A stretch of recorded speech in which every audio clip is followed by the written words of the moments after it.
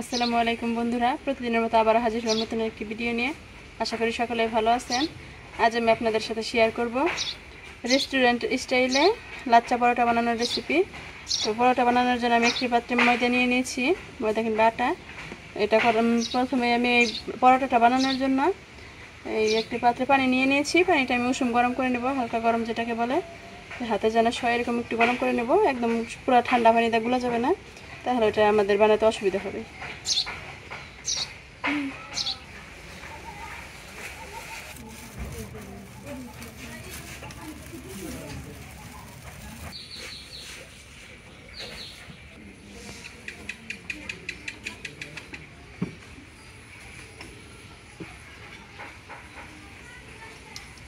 পানি গরম টমেট হয়ে গেছে, এবারে দিয়ে দিচ্ছি লবণ, দিয়ে দিচ্ছি চিনি, এবারে দিয়ে দিচ্ছি রান্নাঘরের তেল।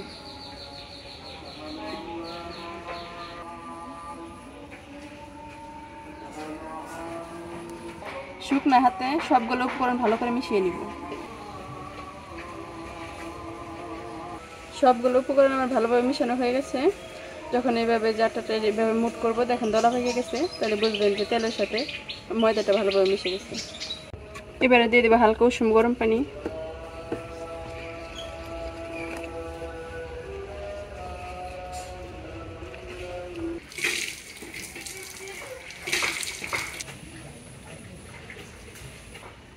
গোলাটা তৈরি করার সময় পানি একবারে দেওয়া যাবে না, তাহলে ওই এটা যে গোলা হবে সেটা বোঝা যাবে না যে কতটুকু পানি আপনারা দিবেন।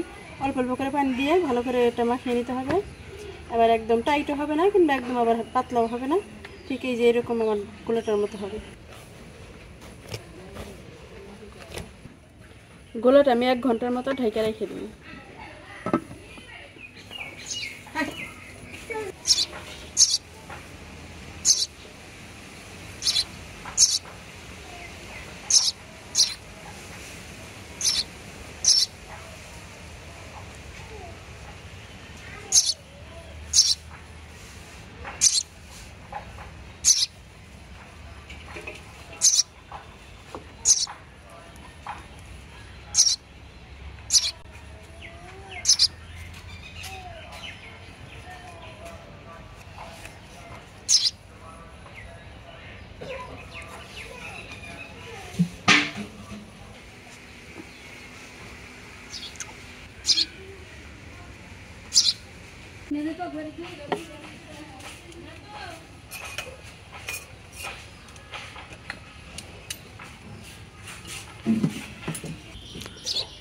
আসসালামু আলাইকুম, আশা করি সকলে ভালো আছেন।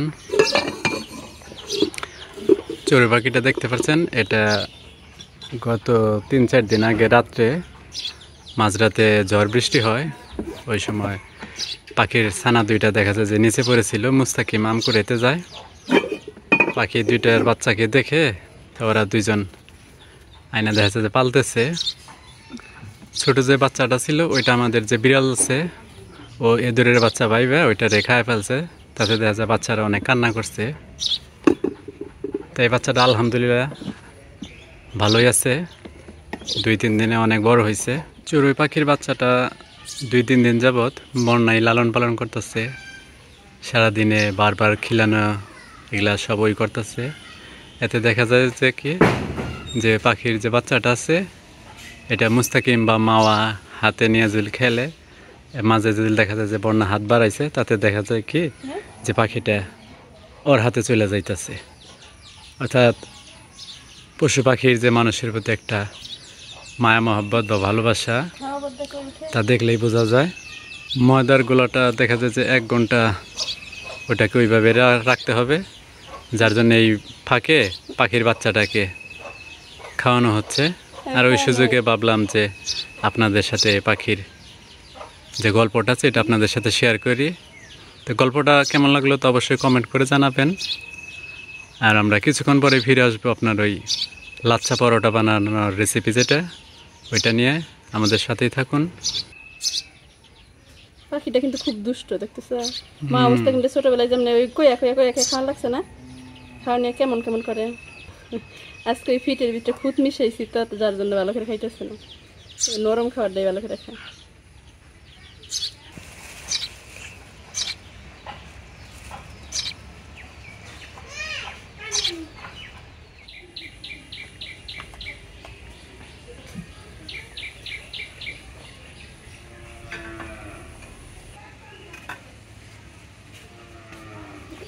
ফিরে আসলাম 1 ঘন্টা পর।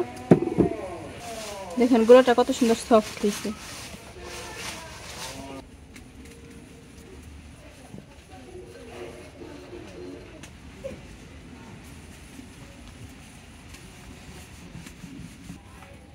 রুটিটা একদম গোল করে নিতে হবে না, তেরা বেঁকা যেমনই হোক, কিন্তু এরকম একদম পাতলা করে নিতে হবে। রুটিটা বড় আর পাতলা করতে হবে।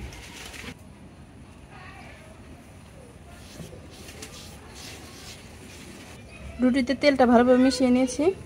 এবারে দিয়ে দিব কর্নফ্লাওয়ার ও তেল রুটিতে ভালোভাবে মিশিয়ে নেব।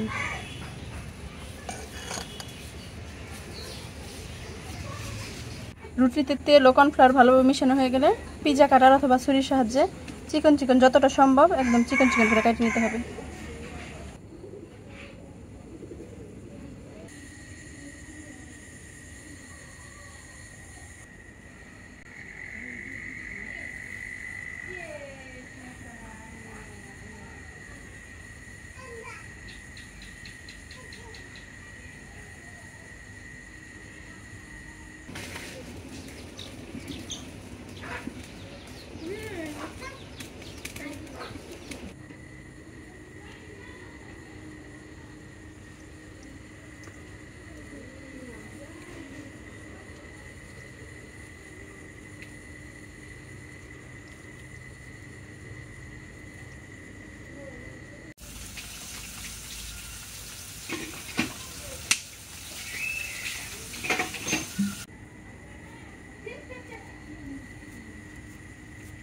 এটা বেলানি দিয়ে বেলার কোনো প্রয়োজন নাই, আমার মতো এরকম হাতে চাইপে এটাকে ছড়িয়ে নেবেন।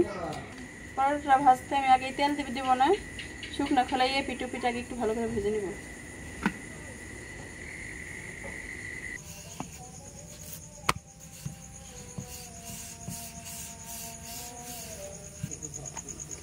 একটা আমি হাতে চাইপা দেখাই দিছি, আর এটা বেলানি দিয়ে ডইলা দেখাই দিতেছি কোনটা বেশি ভালো হয়। হাতের চাইপা যেমন আস্তে আস্তে চাইপা বানাইতে হবে, বেলানি দিয়ে ডইলা আমাকে আস্তে আস্তে ডলতে হবে।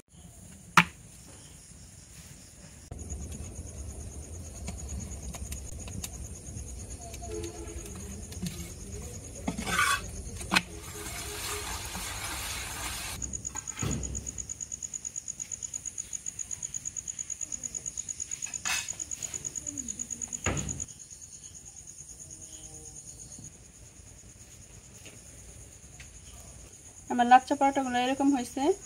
একটা মাত্র আমি হাতে চেপে বানাইছি, আর সবগুলাই বেলুন দিয়ে বেলে বানাইছি, যার কারণে আমি মাঝখানের দিকটা সব লেয়ারগুলো একসাথে চাইপে আসছে, আর মোড়ারগুলো বেশ ভালোই হয়েছে। আমার এই লাচ্চা পরোটার রেসিপিটা কার কাছে কেমন লাগলো তা কিন্তু অবশ্যই কমেন্ট করে জানাবেন। আর ভিডিওটি যদি ভালো লেগে থাকে লাইক, কমেন্ট ও বন্ধুদের সাথে শেয়ার করতে ভুলবেন না। আমাদের চ্যানেলটি যারা এখনো সাবস্ক্রাইব করেন অবশ্যই সাবস্ক্রাইব করবেন। পরবর্তী ভিডিওতে আবার দেখা হচ্ছে, সে পর্যন্ত সবাই ভালো থাকুন, সুস্থ থাকুন। আল্লাহ হাফেজ।